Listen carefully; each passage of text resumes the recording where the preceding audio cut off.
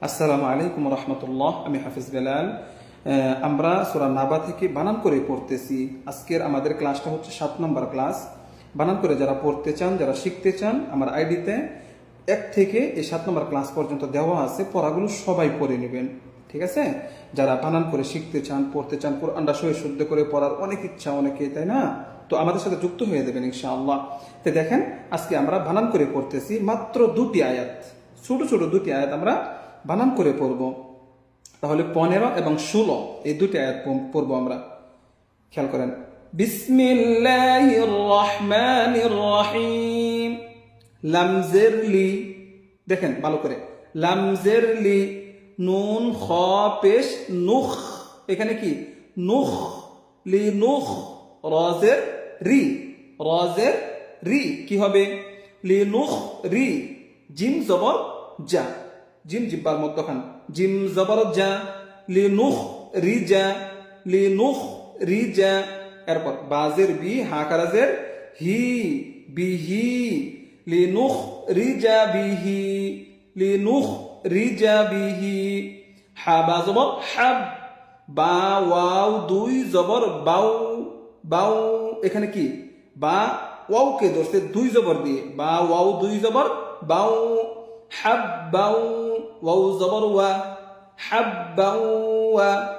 লিনুখরিজা, এখান থেকে লিনুখরিজা বিহি হাব্বাউ ওয়া।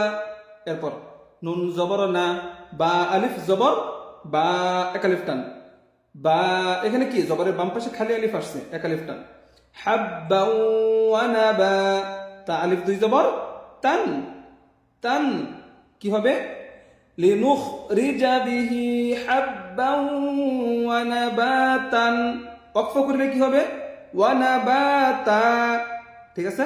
এখন একসাথে, লিনুখরিজা বিহি হাব্বাউ ওয়া নাবাতা।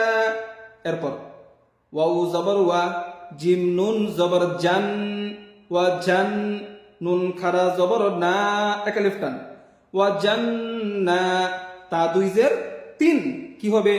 ওয়া জান্নাতিন, ওয়া জান্নাতিন।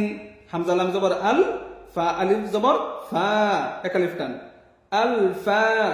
এরপরে ফা আলিফ 2 জবর ফান, প্রথম হচ্ছে ফা আলিফ জবর ফা, এরপর ফার উপরে 2 জবর, বামে খালি আলিফ, ফা আলিফ 2 জবর ফান কি হবে? আল ফা ফান, ওয়াকফ করিলে আল ফা ফা। এখন শুরু থেকে, ওয়া জান্নাতিন আলফাফা।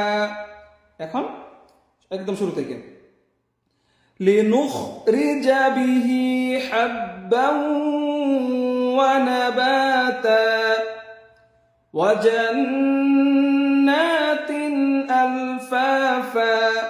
আবার লিনুখরিজা বিহি হাব্বাউ ওয়া নাবাতা, ওয়া জান্নাতিন আলফাফা। ঠিক আছে? তাহলে সবাই শিখতেছেন না, পড়তেছেন না? মাশাআল্লাহ, সবাই আমাদের সাথে নিয়মিত শিখবেন, পড়বেন। এই যে ক্লাসগুলো সূরা নাবা বানান করে করে আমি পড়াচ্ছি, আমার আইডিতে সবগুলো পড়া দেওয়া আছে। তো সবাই যারা ইউটিউব থেকে দেখতেছেন, ইউটিউব থেকে পড়বেন, নিয়মিত পড়বেন, ইনশাআল্লাহ ফায়দা হবে সবার। আসসালামু আলাইকুম।